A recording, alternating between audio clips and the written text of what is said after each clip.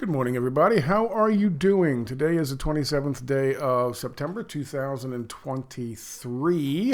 It is about 9:30 in the morning. I had to think about that, what year it is for a second, because I was kind of I'm taken aback by a bit of news from this morning. It whisks me back into the days of the 70s and the 80s and 2000. And that news that I'm referring to is this little quip put up by Cynthia McKinney. Yes, indeedy, the Washington Post, on the same fucking day that the New York Times put out this article spinning why the election results aren't going to look like the poll results and like what we expect, the same fucking day the Washington Post, because all of these agenda items always have to work in tandem with each other. The Washington Post comes out with this interview with Ralph Nader, who says, yes, indeed, it's better to be ruled by an autocrat than it is to be ruled by a fascist, and so he's going to stand with Joe Biden. He's going to hold his nose and vote Biden. And he also said in this interview that these third-party candidates should rethink playing the role of spoiler in 2024. Cynthia McKinney put that up with no comment. No comments needed. I say this. I'm reacting to. I'm not reacting to this. It's not an emotional thing. Fucking Ralph Nader. We'll get into the specifics of what he said in a second. You have to understand, people like Chomsky. It's easy for younger folks to look at Chomsky and say, you know, he's this, he's that, he's the other thing, he's a sellout piece of shit. Just as it is easy for them to say the same thing about Ralph Nader. What is more difficult is when you're old enough to remember in real time the very good work these people did back when they had balls, back when they weren't fucking sellouts like they are now. Chomsky's a fine example. Nader's a fine example. I remember Michael Moore and maybe Bill Maher or somebody on stage in New York at a rally. No, it was some kind of rally. But they were literally, one of them got on their knees. I think Michael Moore got on his knees and begged Ralph Nader not to run in 2004. Because, according to Michael Moore and others at the time, the reason Bush and Cheney ended up in office was because of Ralph Nader. So a lot of focus right now, and the whole purpose of this Washington Post article and interview, is to remind folks that third-party candidates don't stand a chance. You're going to lose, and you're going to be a spoiler, and the person you don't want as president's going to win. So forget the third-party people and jump into bed with Joe Biden and Kamala Harris. Don't let the perfect be the enemy of the good. We're already starting that shit. And they're already starting that shit because, as I pointed out in yesterday's video, one article I'll share with you in a few minutes says, you know, they're dead even fucking Trump on NBC fucking poll. They're dead even Trump and fucking Joe Biden. How many conservatives are responding to fucking NBC polls? How many conservatives did they call? How many real conservatives did they call? By every metric so far, Trump is destroying fucking Joe Biden. To the point where on the very same day Washington Post published that article, which we'll talk about. The New York Times, I talked about yesterday, published an article saying, well, very well could be that Joe Biden's going to win in spite of the fact that he's being destroyed in all the fucking polls and will continue to be destroyed in all the polls from now until fucking this time next year. They're getting you ready for that. And I explained to you that, of course, they're going to get people ready for that. They're going to have to get people ready for that. They're going to have to start a narrative. Because it's always the narrative. The narrative is what lasts. Like, for example, Trump is challenging the election, and oh my God, that's a crime, and that never fucking happened to 2020 election, when it was just 4 years before that Hillary Clinton did the exact same thing. And in 2000, Al Gore did the exact same thing. But it never happened before. It's un-American. But of course it did happen. And it's happened 3 times since 2000. 3 times in the last 23 years. How many elections are there? 2000, 2004, 2008, 2012, 2016, 2020. There had been 6 presidential elections. And during the time of 6 presidential elections, 50% of them were challenged. And yet, we're supposed to believe that nobody ever challenges. It's un-American to do so, and it's in poor form, in bad form. And in the case of Donald Trump doing it, illegal. The narrative. The narrative is all important. Shit's going to happen in 2024 that doesn't look like what the polls and what you and your personal life and the people you talk to walking around and going to church or going to work or going to the community meetings or whatever you do. Shit's going to happen in 2024 that's going to seem odd. But that's okay, because it's the third party fucking candidates and they're the ones who acted as spoilers, and that's why it's fucking odd, and that's why it doesn't look right, because people said in the fucking polls they were going to vote one way, but then they actually voted for a third party candidate, and that's why it lost. They're already spinning the fucking narrative, and they did it not on one fucking major trend-setting publication on Tuesday. They did it in 2 that I know of. There's probably more. That is how rigged our fucking system is. They are pre-setting the fucking narrative for the goddamn rig. And it don't matter if Gavin Newsom may be more unpopular than fucking Joe Biden. That's just a fact. He's a sleazeball. He's a car salesman. He's a used car salesman. I'm sorry for car salesmen and used car salesmen.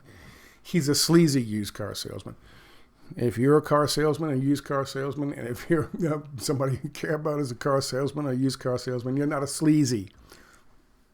Gavin Newsom is a sleazy used car fucking salesman. You know what's the difference in our culture and like Japanese culture? There's a guy. He ran a mega fucking chain of used car dealerships called Big Cars. That was it, Big Cars. And he got busted doing the stuff that car salesmen get away with all day long down here in fucking, at least down here in fucking Tampa and fucking Florida. The Japanese made him come out and do a public fucking apology and mea culpa. That's the things are handled. Things aren't so, as fascist as fucking Japan is. Things aren't so fucking free market. Their invisible hand is connected to something. And when they get caught fucking some shit up and cheating people and stealing from people, that invisible hand comes down and snatches them up, sticks them in front of a fucking camera, and makes them fucking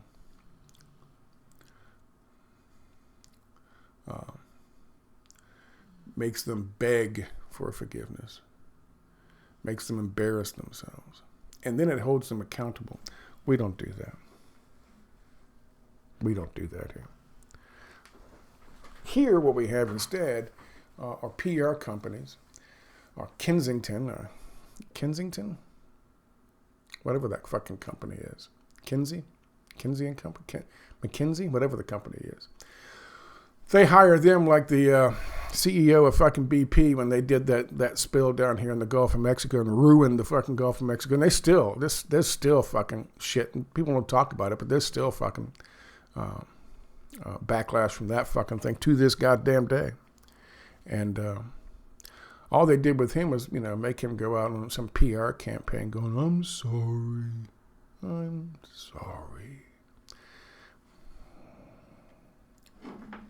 Anyway, let's get to this. Let me show you something here. We're going to talk a little bit about this bullshit. Hat tip to Cynthia for this. This is from The Hill. I can't go to the Washington Post because it's a paper subscription thing. So I'm going to read this section from The Hill. Nader says he'll support Biden. Quote, I know the difference between fascism and autocracy. This is by Tara Sutter, and this was published yesterday. In an interview with the Washington Post released Monday, former Green Party presidential candidate Ralph Nader said he's supporting President Biden's 2024 re-election bid. Nader said he'll make it clear. Nader made it clear that he won't be formally endorsing Biden, but still supports third parties in principle, and personally praises likely Green Party 2024 candidate Cornel West, but he has little hope for the party's chances as a whole in the upcoming election. Quote, I know the difference between fascism and autocracy, and I'll take autocracy any time. Listen to this fucking stupid shit. Nader said in a telephone interview with the Post, quote, fascism is what the GOP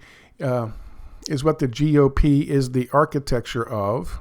That's just awful. Did he actually say that? And autocracy is what the Democrats are practitioners of. But autocracy leaves an opening. They don't suppress votes. They don't suppress free speech.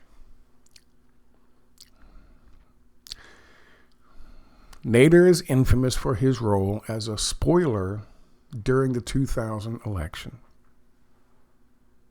The closeness of the race that year between Al Gore and George W. Bush and their slim margins by which the latter won caused criticism directed at Nader by Democrats for taking up potential Democratic votes. We are stuck with Biden now, Nader said, in a two-party duopoly. If one should be defeated ferociously, the logic is that the other one prevails. This is their logic. Nader is infamous as his role as a spoiler in the 2000 election. First of all, they don't suppress votes. The Democrats don't suppress votes. What's her fucking face? Debbie Wasserman Schultz had to step down as the chair of the fucking DNC because they were suppressing votes during the fucking 2016 primary to make sure that a populist sounding candidate, Bernie Sanders, did not win and that Hillary Clinton would win. They rigged the fucking election. They suppressed a lot of fucking votes. And that was in 2016. Then they did the same thing in 2020. And you're telling me they don't suppress votes. Ralph Nader's telling you the Democrats don't suppress votes. That is the most tone-deaf statement I've heard from him, I think, ever. Let's just take a step back for a second. If you don't know, I'll tell you. Ralph Nader was a champion for anti-corporatism. In a large sense, you may be alive today because of Ralph Nader. It's just a fact. Certain cars and car manufacturers didn't give a shit. Back in those days, they had what's called the in-body fucking wheelbases. The wheels weren't pushed all the way out to the point where they're outside the body of the car a little bit. They had those old fucking cars with the fucking tires that were that thin, and they were inside, and the weight of the car was, the frame of the car was outside the wheels. They were horrible. The fucking, and they would corner and flip over, and people would fucking die. One car specifically, they had Ralph Nader's work back in the fucking 60s. It was pulled off the fucking production line because of Ralph Nader. So you might be alive for that reason, because your parents didn't die in a fucking fiery crash from a shitty-ass car that was designed poorly, and they didn't give a fuck back then. The invisible hand. But, more to the point, Ralph Nader led a campaign, because back then, in the late 60s, car manufacturers didn't need to put fucking seatbelts in cars. Fuck seatbelts. I don't want to be strapped to a car while it's burning. I'd rather be thrown through the windshield to freedom and liberty. And so he pushed forward a campaign to mandate auto manufacturers putting seatbelts in cars. And they fought tooth and nail. They hated his fucking guts. Couldn't cost that much extra. But any fucking nickel they had to put in those fucking cars. They didn't want that fucking shit in the car. Nader won.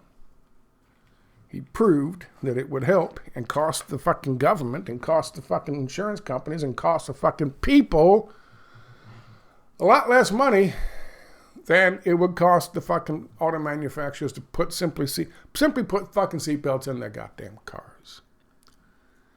Which, by the way, he also argued they would be able to charge the fucking people for. So eventually they did. So you might be here now because your parents weren't thrown through a fucking windshield in the 70s and 80s because Ralph Nader stuck it to the man. And back in the day, he was well known for sticking it to the man. So much so, you've heard me talk about the 1971 Lewis Powell memo, put together by the kinds of people that also brought you, in 1971, the first incarnation of the World Economic Forum run by Mr. Klaus Schwab. These things are all tied together in case you didn't know. In the 1971 Lewis Powell memo, one individual is mentioned by name as the direct cause of what they are doing and what they are facing, and the fact that corporate America felt like they were losing the battle. And they had to they had to wage war. They had to come together and wage war against the people who wanted things like civil rights, who wanted things like peace movements, who wanted things like unions and fair pay, and fucking seatbelts in cars. And the one person that is mentioned by name in the Lewis Powell memo of 1971 is, in fact, Ralph Nader. So before you shit on Ralph Nader because you are too young to know, now you know. He wasn't always a sellout. You see, if they're never anything but a sellout, they're not a sellout. They're a tool. If they used to stand for something and then they changed, they're a sellout. Naomi Klein would go under that. Amy Goodman would go under that. Noam Chomsky would go under that. And, of course, Ralph Nader. So, now you know. Let's talk about Ralph Nader was a spoiler in 2000. Let's talk about Michael Moore getting on his knees and begging Ralph Nader not to fucking run. In November of 2000, an organization called PNAC, Project for the New American Century, put forth a document. And the document was Rebuilding America's Defenses. And it was all about starting a new American century, the 2000s, this one, in which we would start the Reich of 100 years. We would reassert our dominance on the world stage. We would dictate to all other nations what the fuck is going to happen and how it's going to happen and how our business leaders and our tycoons would benefit from it. And of course, we would rebuild our defenses so that we could use these quote unquote defenses offensively to get what we wanted, i.e. Iraq, 2003. Now, they published that. I'm sorry. They published it September 10th, 2000, right before the election. September 11th, 2001, well, we know what happened. But one of the things that the key point of PNAC, one of the key points, the provision was, this transformation, as they said, could be a long one, absent a new Pearl Harbor type event. The people who wrote that came into office in January of 2001. Dick Cheney, Paul Wolfowitz, you know the whole thing. The neocons, Donald Rumsfeld, all of them. They were the Project for the New American Century. They penned their great outline for what was going to be the next American century. And it just so happens that they were, quote unquote, elected and put in place in positions of control that would allow for the new Pearl Harbor event to take place. I don't care whether or not you believe they did it on purpose, they did it themselves, or they let it happen on purpose. Either way, it's the same thing. They were responsible. Now, were our elections not rigged in 2000? Were the presidential election in 2000 not rigged? None of that would have happened. The administration wouldn't have created lie after lie after lie in order to justify invading Iraq, a war of aggression, which killed 5,000 plus American soldiers, which killed 1 million plus fucking Iraqi people, which caused all kinds of problems within the Middle East, so they could get their hands on the control of that oil. Did you know that they had what did they call the meeting?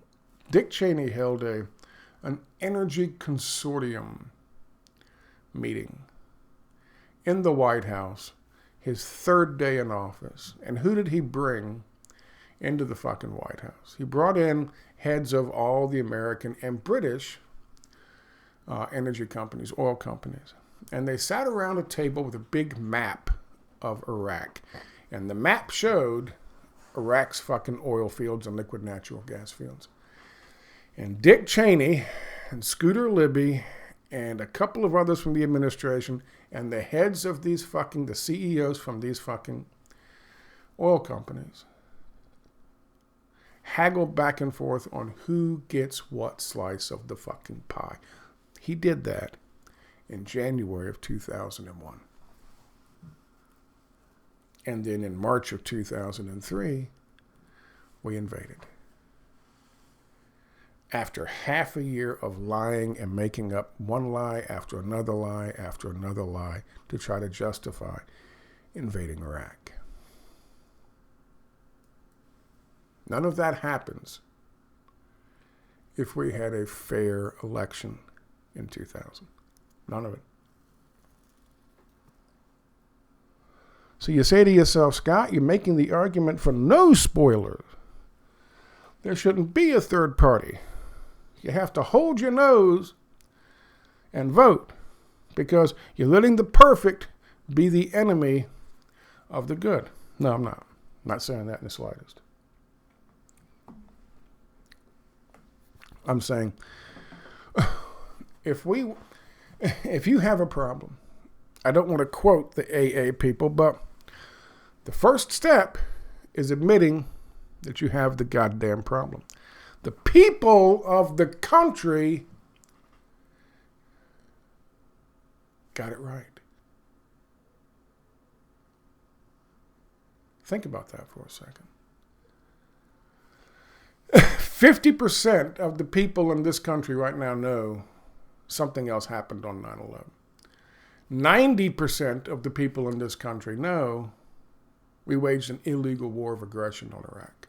And then, of course, you've got torture, you've got rendition, you've got all kinds of shit. How many know our elections are rigged? What percentage do you think know our elections are rigged? That's why it is so important.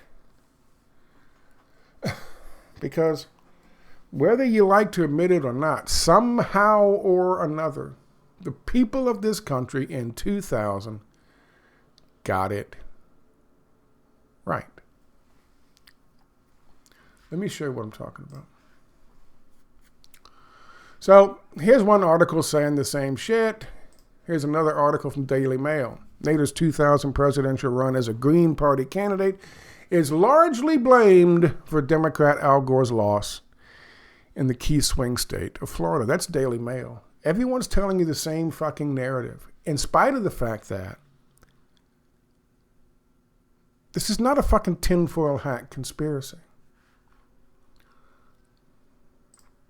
This is Quora. The question was, did Bush and Cheney steal the election in 2000? Their answer is, well, steal is a little bit harsh. Let's let Quora explain. The fact is, and I'm no fan of Bush did win the official count, if only by a narrow margin. And that's the best that you can say. But that tiny margin seemed unreasonable to elect a president, especially when 500,000 more Americans had voted for the other guy. So the Gore camp wanted additional recounts, and that's where the story gets problematic. Let me stop for a second. How many fucking votes was George Bush ahead when they came out, when that fucking Republican, Scaramucci, whatever his fucking name was, screeched to the Supreme Court, we have to stop the election, otherwise George Bush won't be president. They have to stop the recount. And so the Supreme Court gave them exactly what they wanted, and the order to stop the fucking recount happened, and that was it. Do you know how many fucking votes George Bush won Florida with? Do you know how many fucking votes 9/11 happened because of? The Iraq War happened because of. We started torturing folks because of. 535. 535 votes made the difference in the state of Florida. Al Gore, in the general election, without Reagan, won the general election by 1 million votes. But because Florida, in 535, which, by the way, was less than Ralph Nader got in the state of Florida, so of course they say, well, look at that. 535 was the number. Ralph Nader got more than 535 votes in fucking Florida, which would have gone to fucking Al Gore. It's all Ralph Nader's fault. And that's the stupidity. That's the stupidity of the fucking narrative.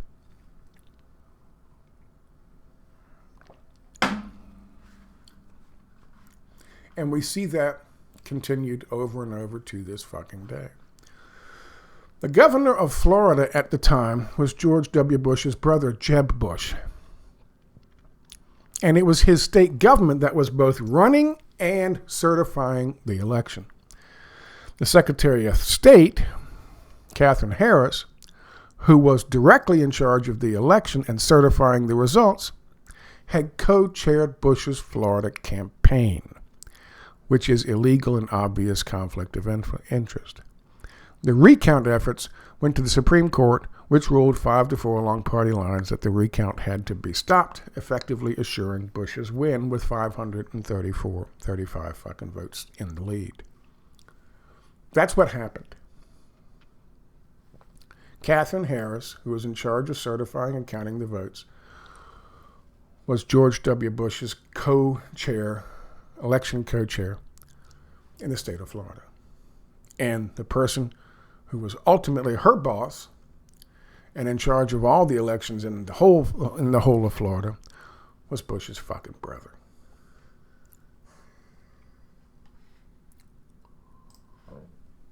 This is from The Guardian. This is from 2000. I want to read a little bit of this for you. This is December of 2000, while this shit was going on. Quote, the certified results gave Mr. Bush, a 537 vote lead.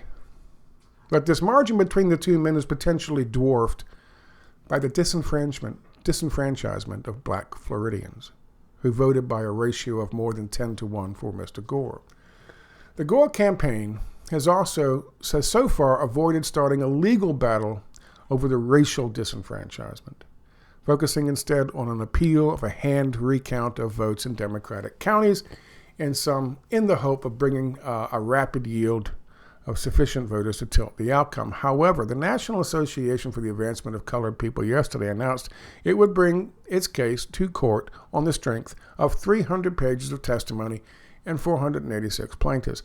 Black leaders say voters were intimidated by police action near polling stations and in several locations. In one electoral precinct, a highway patrolman set up a disruptive checkpoint on a road leading from black suburbs to the polling station. Elsewhere, police questioned black voters on the way to the polls about their criminal records, the NAACP claims. However, far more black Floridians lost their voting rights as a consequence of measures taken by the Florida state government, and in particular by Governor Bush's political lieutenant and Secretary of State, Katherine Harris. In June, Miss Harris sent out a list of more than 700,000 convicts and ex-convicts deemed ineligible to vote under a 19th century law which disqualifies felons for life. Interviews by The Guardian have confirmed the names of many black voters were wrongly added to the list, which included ex-convicts whose rights had been restored.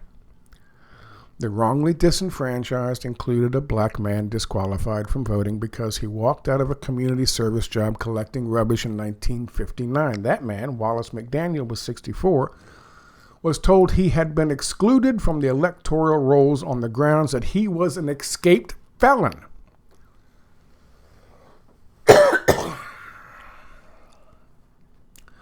Florida leads the nation in its number of disenfranchised adults, and the zeal with which the felons have been stripped of their votes has disproportionately affected black voters. Human Rights Watch estimates that 31% of black voting age men in Florida have been disenfranchised. Let me clarify a bit. I have talked to you about the 50,000 wrongly disenfranchised Floridians who lost their ability to vote in 2000. That was the basis of and the evidence that they had accumulated was the basis for the challenge that the Black Caucus brought in Congress before the certification of the Electoral College votes. All they needed was one senator to sign the thing, and it would have halted the certification. And if one fucking senator had signed it, and it was accurate, remember,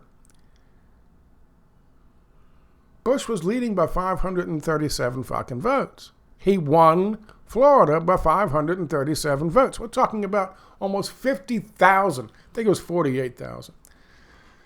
Of the 700,000 that Catherine Harris had sent out saying, y'all can't vote, because, of course, she was co-chair of Bush's fucking campaign in Florida. 48,000 were wrongly removed from their fucking right to vote. The state of Florida did not want fucking George Bush. The state of Florida had Jeb Bush. The state of Florida knew they didn't want another goddamn Bush in the fucking White House. They didn't like the one they had. All that work they did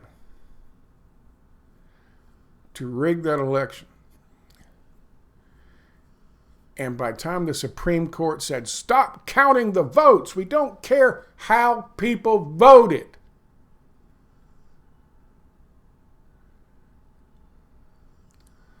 by the time that happened, 537 votes in favor of fucking Jeb Bush. Of the 48,000, what percentage of those African Americans illegally disenfranchised from their fucking right to vote in 2000, how many would have voted for fucking Gore? It would have been on par with the rest of the country. But there was an agenda. And the agenda was the Project for the New American Century. Now, not everybody knew. But the ones who were in charge, the ones who were important, I don't think Gore knew to start off with, because Gore was pursuing recounts. He was in the process of doing recounts. He was saying shit looks wrong. He was in the there was a recount going on in Florida, which he supported. But when it came down to, and they actually had the fucking evidence right there, these people were wrongly fucking disenfranchised by the co-chair of the Bush for President program in fucking Florida. Al Gore was a senator. He could have signed it. And that would have been that. Any other fucking senator, Democratic senator or Republican senator, could have signed it. And that would have been that. One signature. We weren't just 537 votes away. We were one fucking signature. And they wouldn't do it. They wouldn't do it. Because there was a fucking plan in place.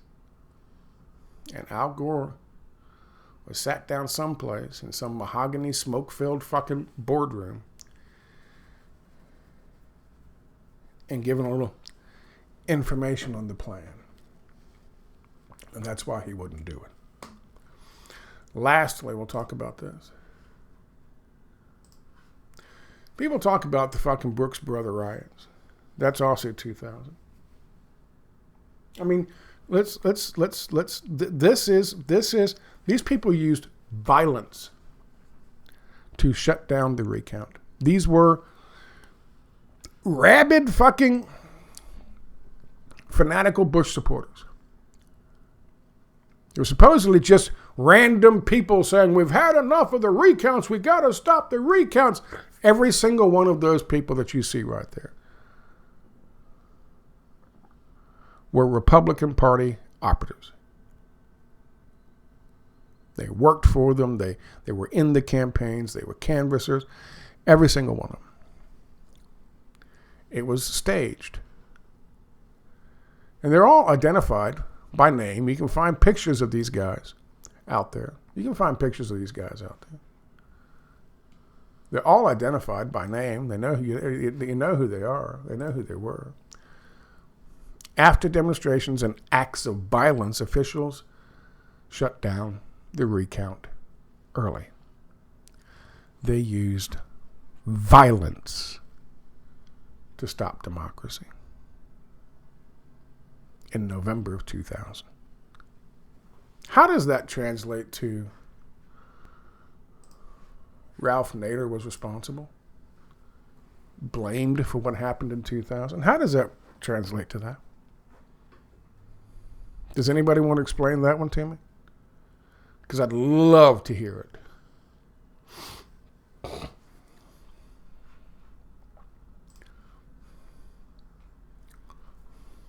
I'd love to hear that. How does that translate to he was the spoiler, his infamous role as the spoiler during 2000 election? How does that translate? I'd love to hear that. Please enlighten me.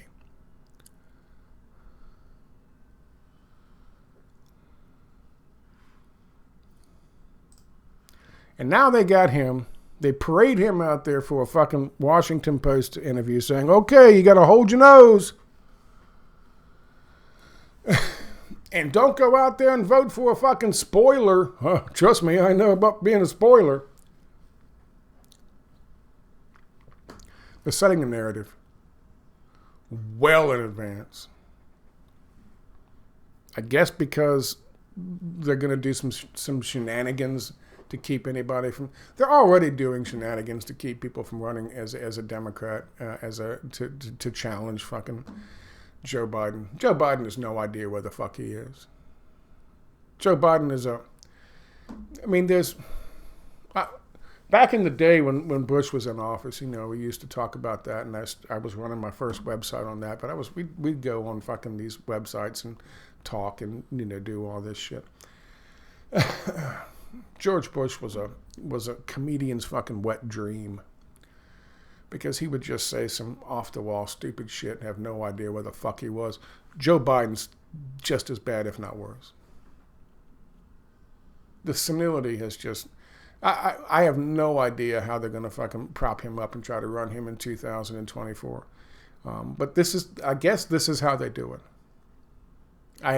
I guess they know that Gavin Newsom would be even less popular than Joe Biden is now. And Joe Biden's losing by 13 points, 10 points in most polls to Donald Trump.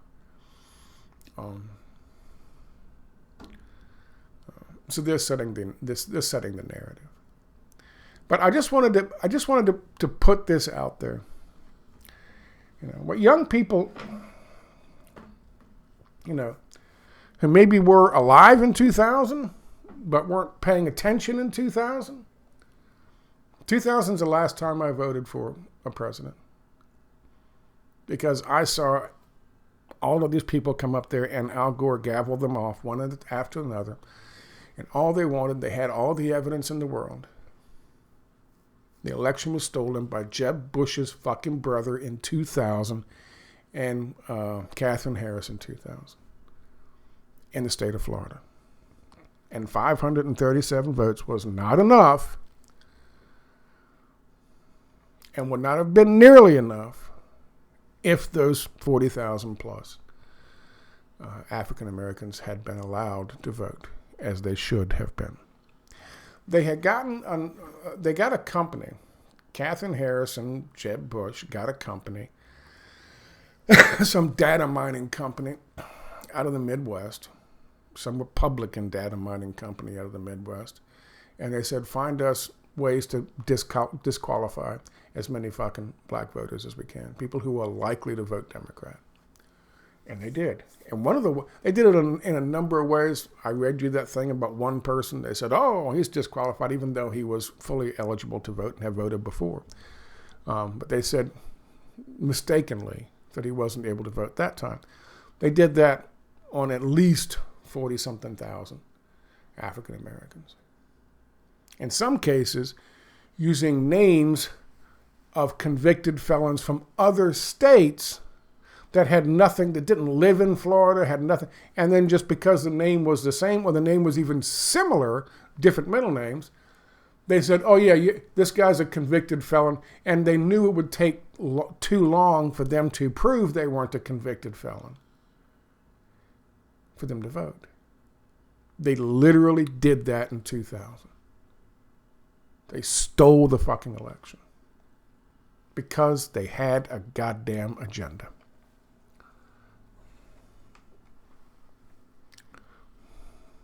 And you want to blame Ralph Nader.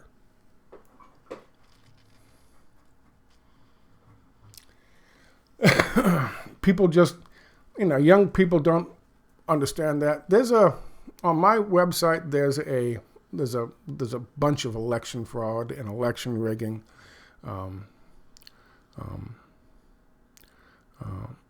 When I talk about election fraud, I'm not talking about somebody walking in and trying to vote twice. That's stupid. Maybe you have 50 of those happen throughout the whole country during an election. That's not the problem with elections. Election fraud is when people running elections commit fraud and steal elections. That's election fraud. Election rigging is basically the same thing, but typically that will deal with election. In my case, at least, it's happened before in other ways, but in my case, at least, with my work and my research, I focus on electronic voting machines. Being the primary tool used by those folks.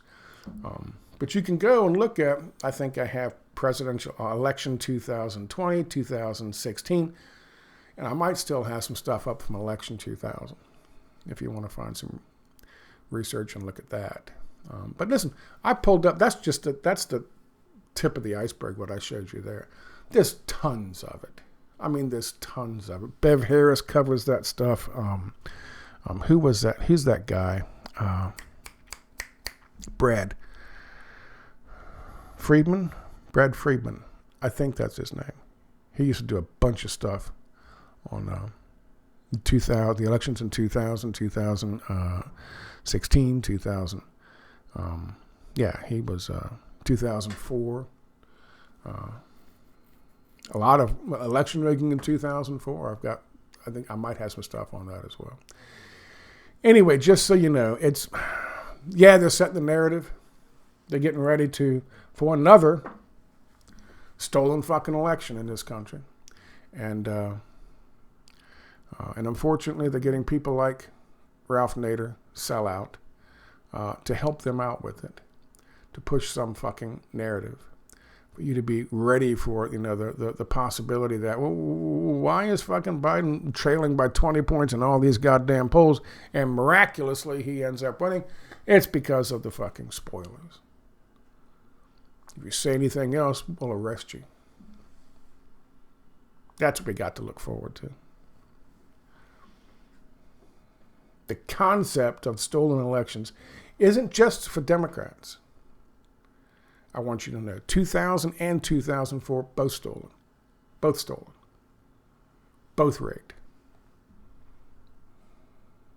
No challenge in 2004, which is why I didn't add it to that list. But 2004, totally fucking rigged.